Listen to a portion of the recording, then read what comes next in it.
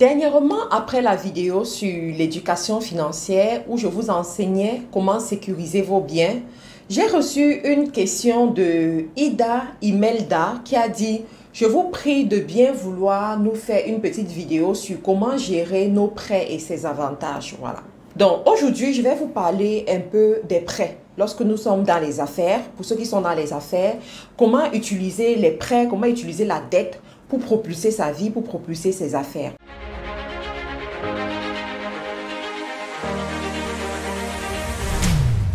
Bonjour à tous, pour ceux qui ne me connaissent pas, je suis Mad Karine. Beaucoup de gens m'appellent la présidente des millionnaires et j'aime ça. J'aime ça parce que ça me motive, j'aime ça parce que ça me réveille en fait. Ça m'aide à aller encore plus loin. Et aujourd'hui, je vais vous parler des prêts, je vais vous parler des dettes. Alors, il faut savoir que lorsque tu es dans les affaires, tu ne peux pas faire sans les prêts. Dernièrement, je suivais une grande femme d'affaires ici au Cameroun lors d'une conférence qui disait qu'une fois, elle se plaignait que voilà, elle devait mettre beaucoup d'argent de côté, épargner beaucoup d'argent avant de lancer un projet. Et pendant qu'elle se plaignait, il y avait un homme d'affaires auprès d'elle qui lui a dit « Tu dis que tu es dans les affaires ?» Elle dit « Oui. » Et le monsieur lui dit « Tu es une femme d'affaires et tu comptes sur ton épargne pour investir. Tu comptes sur ton épargne pour bousculer tes affaires. Ça veut dire que tu n'es pas une vraie femme d'affaires. Parce que les femmes d'affaires vont chercher l'argent des autres pour devenir plus riches. Donc, si tu continues comme ça, même dans 20 ans, le niveau que tu vas atteindre, tu ne vas jamais l'atteindre.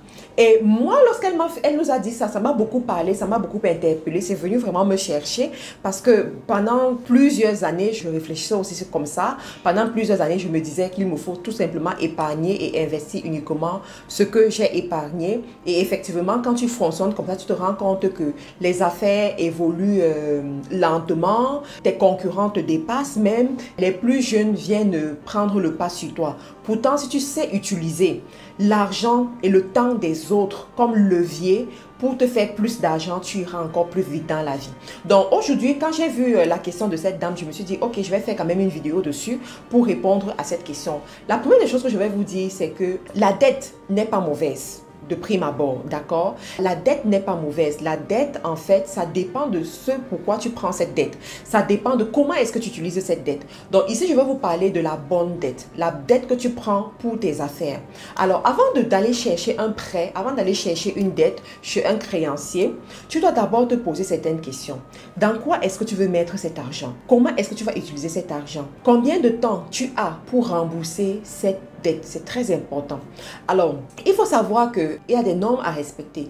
Et je vais prendre l'un des conseils que j'avais reçu de mon coach Ricardo Kanyama un jour dans une de ses masterclass où il y a une dame justement qui lui a posé la question de savoir comment est-ce qu'elle peut faire pour booster ses activités parce qu'elle se rend compte qu'elle tourne en rond, les activités n'avancent plus comme ça devrait et elle ne sait pas exactement comment est-ce qu'elle doit faire.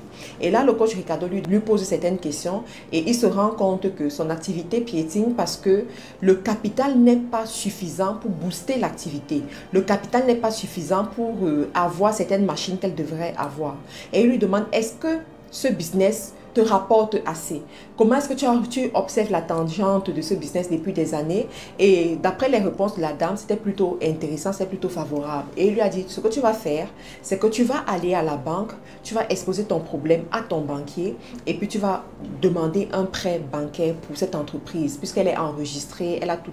En fait, il y a tout l'historique qui montre qu'effectivement, il y a une activité derrière. Pour ceux qui n'ont pas suivi la vidéo où je parle de comment augmenter son capital, allez suivre cette vidéo. Pour ceux-là qui n'ont pas suivi la vidéo aussi de pourquoi enregistrer son entreprise quand on commence les affaires, allez suivre cette vidéo parce que je vous enseigne tout ça. Je ne vais pas revenir dessus dans cette vidéo.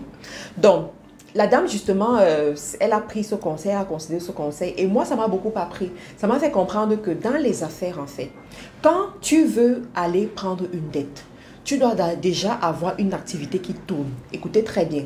On ne commence pas les affaires avec la dette, mais on propulse ces affaires avec la dette. Ça, c'est une grosse nuance. Parce qu'il y en a parmi vous, vous allez aller prendre le prêt bancaire pour commencer une activité alors que vous n'avez jamais vendu un grain de riz dans votre vie. Vous n'avez jamais vendu une aiguille dans votre vie, mais vous partez en banque prendre le prêt bancaire. Ça ne marche pas. Parce que déjà, Pour se lancer dans les affaires, pour réussir dans les affaires, il faut commencer petit.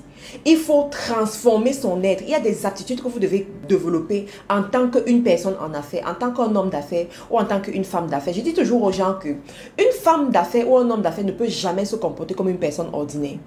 Une femme d'affaires ou un homme d'affaires ne peut jamais gérer le temps comme une personne ordinaire, ne peut jamais prendre les décisions comme une personne ordinaire, ne peut jamais gérer les relations humaines comme une personne ordinaire. Une personne ordinaire, il suffit que tu lui dises un mauvais mot qui ne lui plaît pas, que cette personne efface même ton numéro de son téléphone, ne va même plus jamais te chercher. Mais une personne en affaires ne va pas prendre la relation de cette façon.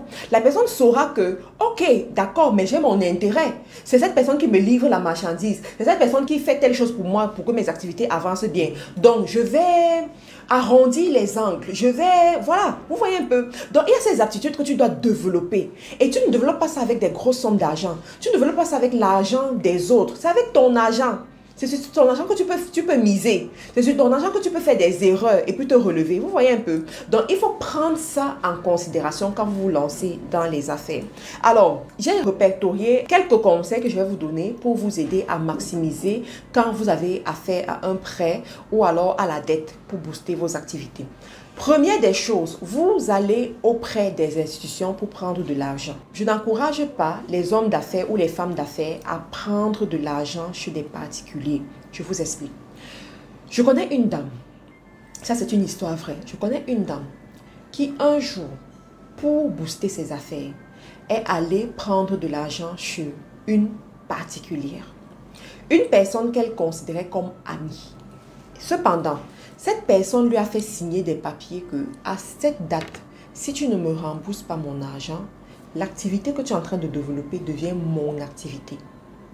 En plus de ça, les biens immobiliers que tu as mis en gage, ces biens immobiliers deviennent mes biens. C'est-à-dire que au-delà même de ce que la banque demanderait normalement.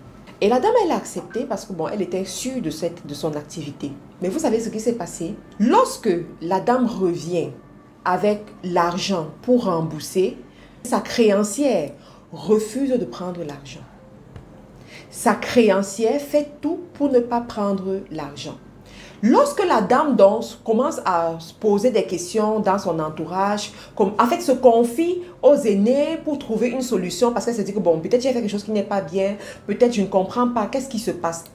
Les aînés lui révèlent que cette dame que tu appelles ta créancière, c'est sa stratégie pour détruire les hommes d'affaires et les femmes d'affaires de la ville. Tu n'es pas la première personne qui tombe dans son piège. Plusieurs personnes sont déjà tombées dans son piège. C'est comme ça qu'elle fait et elle récupère les biens des gens. C'est comme ça qu'elle fait et elle plombe les activités des gens. Vous voyez ça? Parce que elle s'est adressée à un particulier. À un particulier, qu'est-ce que tu peux bien faire? Qu'est-ce que tu peux bien dire quand tu te retrouves dans cette situation? Donc, la dame était obligée d'utiliser d'autres stratagèmes pour se libérer de cette dette. Mais ça ne s'arrête pas là. Après qu'elle se libère de la dette, 3 ans après, quand ses activités montent, cette créancière raconte partout que c'est pas son don, ça ce n'est même, elle ne parle même plus du prêt, mais que c'est pas son don que cette dame est devenue celle qu'elle est devenue aujourd'hui. Vous voyez un peu ça? Tout ça pourquoi? Parce qu'elle a eu affaire à un particulier. Vous savez, ma mère c'est vraiment quelqu'un qui a fait mon éducation financière. Ma mère m'a toujours dit de ne jamais prendre l'argent chez le particulier. Parce qu'à son époque, lorsque les gens prenaient l'argent chez les particuliers, après ça devenait une histoire de sorcellerie, ça devenait des choses, voilà. Mais à notre époque, l'esprit est toujours là. La crainte, elle est toujours là. Donc, je vous conseillerais d'aller auprès des institutions. Ça peut être des mutuelles, ça peut être des microfinances, ça peut être des banques. Et même quand vous êtes dans une tontine et que vous voulez prendre de l'argent, assurez-vous que cette tontine est une association dûment enregistrée. Ah oui, les amis, parce que je vous assure, quand on parle de l'argent, il faut faire très attention. Quand l'argent commence à mal tourner, mais je vous assure, il peut avoir des morts d'hommes. Il peut avoir des conséquences dramatiques. Et moi, mon rôle, c'est de vous prévenir pour ce genre de choses. Parce que très souvent, on ne va pas vous parler de ça dans les vidéos YouTube. Mais les connaisseuses comme les nous, les gens qui ont vu des choses comme les nous, on peut vous dire des choses. Donc, dernièrement, je suis tombée sur une vidéo YouTube où il y a une dame qui est rentrée dans une tontine, a tontiné et elle était la dernière. Et arrivée à son tour, on lui remet même pas le un quart de ce qu'elle a tontiné et puis that's it. Elle s'est retrouvée, elle pleurait à chaudes larmes sur les réseaux sociaux devant le monde entier. Pourquoi? Parce que elle ne sait pas à qui se plaindre. Et quand j'ai analysé la situation, je me suis rendu compte que c'était ce genre de tontine où les amis se réunissent, commencent à manipuler de l'argent. Il n'y a aucune base légale. C'est-à-dire que ça, c'est se mettre la corde au cou et s'assassiner même. Oui, parce que l'argent ne connaît pas l'ami. L'argent ne connaît pas l'amour. L'argent ne connaît pas l'amitié. Vous devez faire très attention avec l'argent. Donc, s'il vous plaît, quand vous voulez prendre des dettes quelque part, assurez-vous à avoir affaire à des institutions. Deuxième des choses, vérifiez le taux d'intérêt. Parce qu'il y en a parmi vous, vous êtes trop enchanté, très content d'aller prendre une dette quelque part, mais vous ne vous posez même pas la question de savoir est-ce que le taux d'intérêt qu'on est en train de me donner, c'est un taux d'intérêt qui est avantageux pour moi ou pas. Tu ne peux pas prendre une dette quelque part où le taux d'intérêt représente ton bénéfice. Ça veut dire que tu travailles pour rien. Et il faut savoir que le temps, c'est de l'argent. D'accord? Au lieu de travailler pour rien, repose-toi. Oui, parce qu'un homme d'affaires doit se régénérer, doit se reposer, doit être frais pour avoir de nouvelles idées parce que l'argent vient des idées. D'accord? Donc, il y a beaucoup parmi vous, comme ça, vous avez pris des prêts bancaires ou des prêts chez des créanciers quelque part, et vous vous rendez compte après que vous travaillez pour votre créancier. Vous travaillez pour vous, vous remboursez la somme et vous remboursez encore les intérêts. Vous travaillez pour votre créancier et en fin de compte, vous n'avez rien. Donc, quand vous devez prendre, vous devez réfléchir. Est-ce que mon bénéfice que j'ai me permet de me faire une bonne marge et ensuite de rembourser mon créancier, de rembourser les intérêts comme il faut. Donc, si ce n'est pas le cas, s'il vous plaît, limitez-vous, épargnez et puis vous investissez dans votre affaire tranquillement. Troisième des choses, vous devez vous poser la question de savoir, est-ce que ce projet, il est viable? Est-ce que c'est un projet qui va perdurer? Est-ce que c'est un projet qui sera encore là, même après 2 ans, après 3 ans, avant d'aller chercher des prêts immobiliers? On a vu parmi vous des gens qui sont allés prêter de l'argent à la banque pour mettre dans la crypto-monnaie. Et 2 ans après, on te demande, tu es où avec cette crypto-monnaie? Tu ne connais même plus où les bureaux se trouvent. Tu n'as que tes yeux pour pleurer.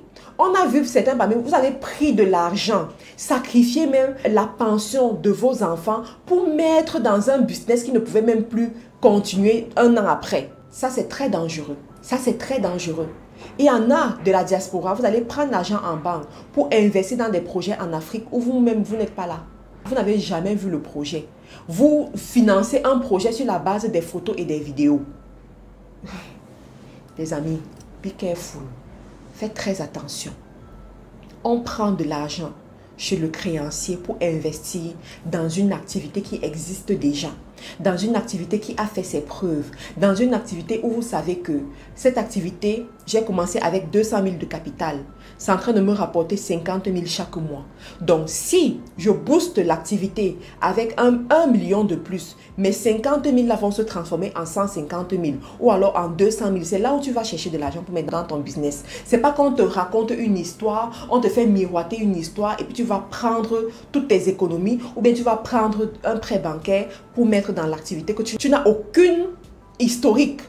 Tu ne sais même pas comment ça se passe. Donc, faites très attention. D'accord? Donc, quatrième des choses, quand tu prends un prêt quelque part ou tu as une dette quelque part, tu dois apprendre à sortir de ta zone de confort. Tu dois apprendre à travailler. Ça doit être quelque chose qui te booste à travailler davantage parce que tu ne veux pas te retrouver à être insolvable. Tu ne veux pas te retrouver à être une personne à qui on ne peut plus faire confiance parce que la personne ne rembourse pas ses dettes. Donc, tu vas apprendre à travailler jusqu'à ce que tu rembourses ta dette avant de prendre le repos.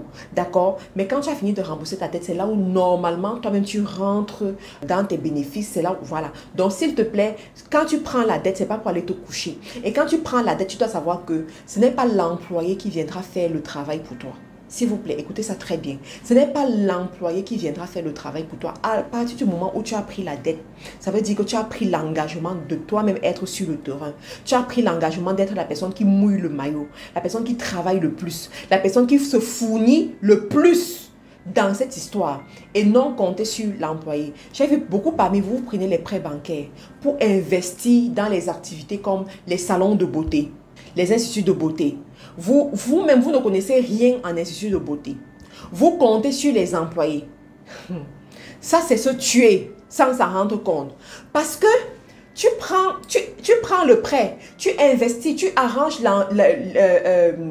le salon de beauté, tu sélectionnes un bon carrefour, tu te positionnes comme il faut, tu prends le matériel, tu mets, tu vas recruter une personne que tu payes bien, tu te dis non, je veux tout faire pour que cette personne soit à l'aise pour rester avec moi. Tu es en train de nourrir le lionceau qui deviendra le lion qui va te dévorer les yeux ouverts. Parce que tu as tout fait pour attirer les bons clients. Et tu as tout fait pour mettre cette bonne personne qui va encore prendre tes bons clients et disparaître avec tes bons clients. Toi-même, tu ne connais rien dans le secteur. Tu ne connais rien à cette activité. Tu comptes uniquement sur d'autres personnes. S'il vous plaît, faites très attention quand vous investissez. Quand vous prenez l'argent chez le créancier, vous-même, vous devez mouiller le maillot pour pouvoir vous en sortir. D'accord les amis? Voilà, j'espère que vous avez appris quelque chose de cette vidéo. On va s'arrêter là pour aujourd'hui. On va continuer une autre fois. Pour ceux-là qui veulent s'inscrire à la formation de Community Management, c'est possible. Vous pouvez vous inscrire dans nos centres Douala, Yaoundé, Libreville et très bientôt Abidjan. Pour ceux d'Abidjan, nous sommes en train de faire les tests de présélection en ce moment. Et voilà, très bientôt, on va lancer également. Donc, pour ceux-là qui veulent prendre aussi les formations en e-commerce, c'est possible. Ceux qui veulent prendre un rendez-vous directement avec moi, c'est possible pour avoir une consultation en ligne sur vos projets ou voilà, rentrer en contact avec moi. Tout ça, c'est possible, les amis.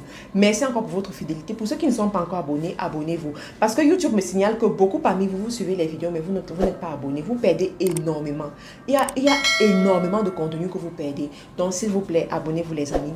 Et à une autre vidéo. Bye bye.